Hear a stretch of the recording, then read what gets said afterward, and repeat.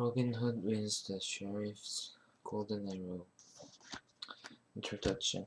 Robin Hood's life in Sherwood Forest was very pleasant for those who were not afraid of roughing it. The merry men loved the trees, birds, and animals in the forest.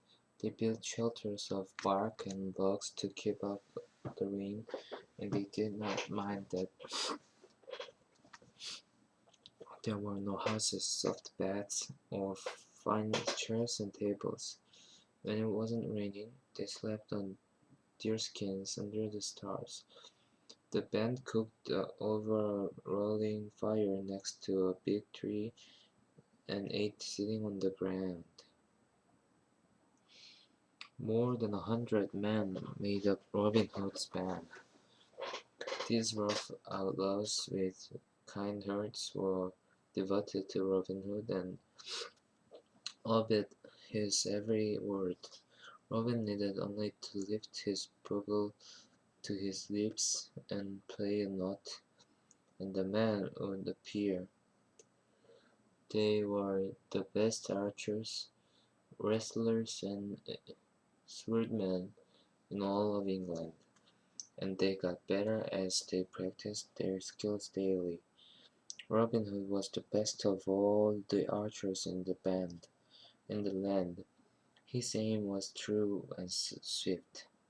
Even King Richard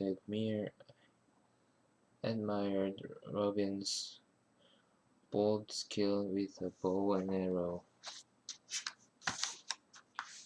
Robin and his men stole from the rich lords and gave their treasure back to the poor.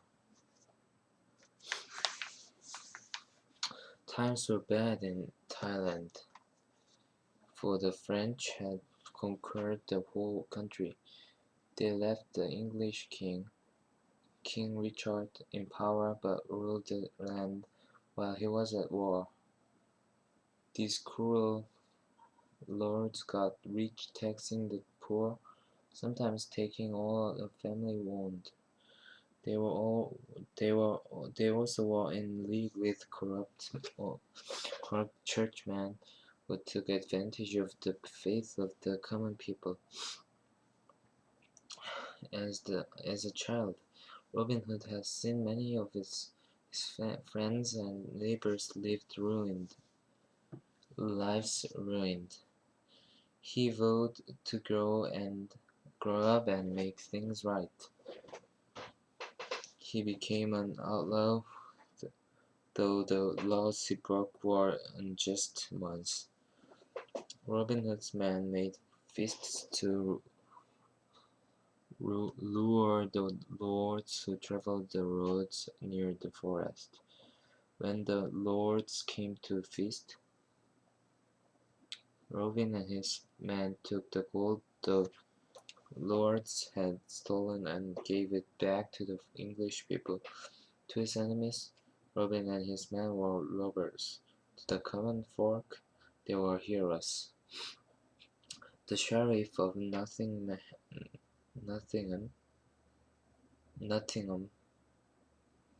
The sheriff of Nottingham hated Robin Hood more than any other lord hated him. The sheriff was a cruel man with no kindness in his heart. He wanted nothing more than to catch Robin Hood and hang him. Time after time, Robin got away, and the sheriff only grew angrier and more spiteful. One day he sent a stout guard with a warrant to catch Robin Hood. Robin met the guard on the road and led him to a feast in the forest. The guard ate so much he fell asleep with a belly full of food and drink. While the guard slept, Robin stole the warrant right out of his pocket. Without a warrant, the guard couldn't arrest Robin Hood and his man, and he had to go back to the sheriff empty-handed. Still, the furious sheriff of Nottingham would not give up his hunt for Robin. He knew it was no use sending more guards, no matter how strong they were. The sheriff had no choice but to trick Robin into leaving the forest. "I've got it," said the sheriff of Nottingham, wearing a sour look on his face. "I'll catch him by trickery. I'll hold a great archery festival and have the best archers in England come here to shoot for the price of a gold-covered arrow. Surely that will draw Robin Hood and his men, so I can arrest him, hang them." Robin Hood and his men prepared to go to the archery contest, but they didn't wear the green suits they wore in the forest. Instead, they dressed in disguise. Some dressed as barefoot monks, some as traders, others as farmers and peasants. Robin Hood was the hardest to recognize, dressed from head to toe in tattered beggar's clothes. Yet his loyal men were worried and begged Robin not to go. "This archery contest is just a trap for the sheriff to lure you to your death. The sheriff of Nottingham and his guards will know you by your hair and eyes, even if you wear different clothes. Please, please don't go to the contest, Robin Hood." Robin Hood just laughed at his men's concern for him. "Why, as to my yellow hair, I can't color that with walnut stain. As to my eyes, I can cover one of them with a patch so my face will not be seen in the crowd. The sheriff of Nottingham and his guards don't scare me. In fact, a bit of danger will make it all the more fun." The archery festival. So the brave Robin Hood left for the contest wearing rags like a beggar. The field where the contest was to be held was quite a sight. Workers had set up rows and rows of benches for the viewers to sit on. Glee filled the hearts of the people in the crowd, and they wore their very best clothes. All the cruel and wealthy lords were dressed like birds of paradise.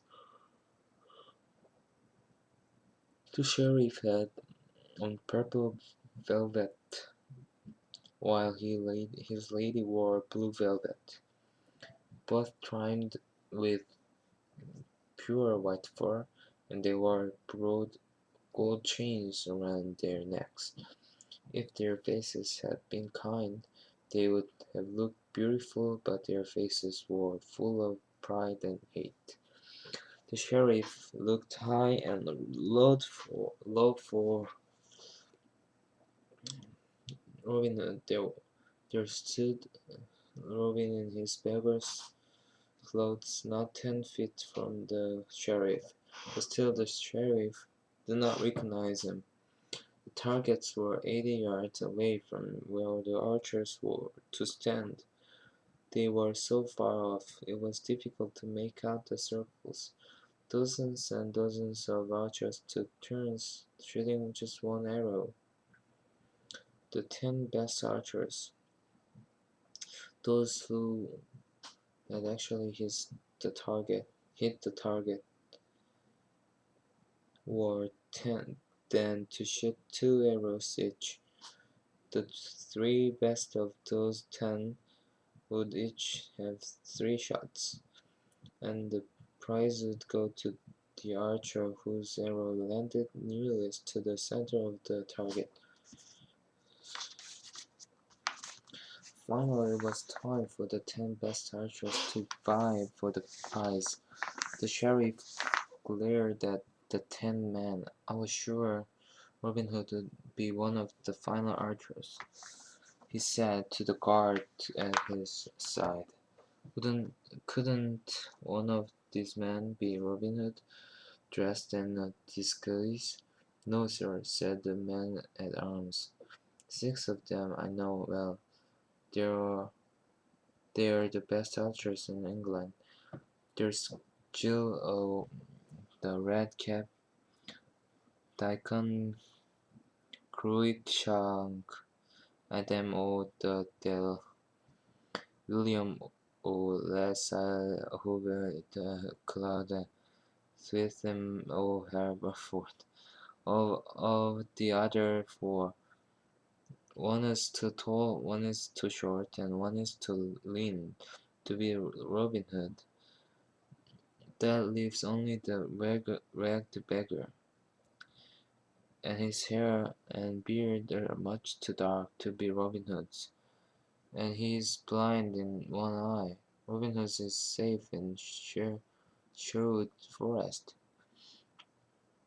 The guard was glad Robin hadn't fallen for the trap, for he didn't want to see Robin harmed.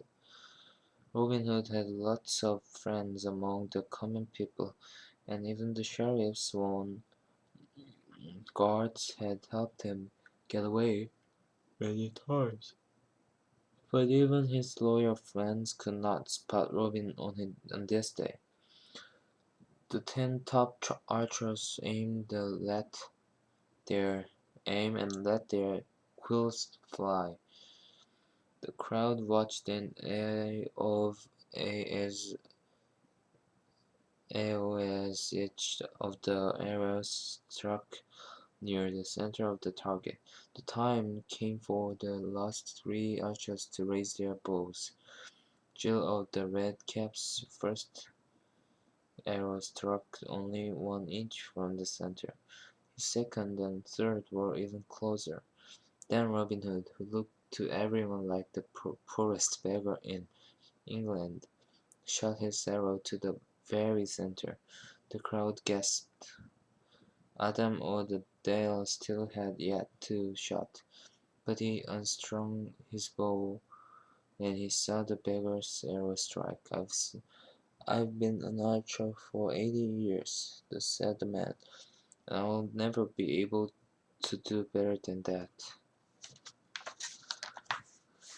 And so the third beggar won the prized gold-covered arrow, but the sheriff's face was scrunched and sour when the time came to give to him.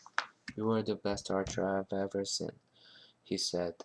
You shoot even better than that coward Robin Hood, who dared not show his face today. "I'll pay you well if you join my service." "I'll not," said the ragged stranger. Robin Hood left quickly under the gaze of a spiteful sheriff, but the sheriff's words got to Robin as he walked back to the wood. "I just can't bear to have him think I'm a coward," he said to Little John, his right-hand man.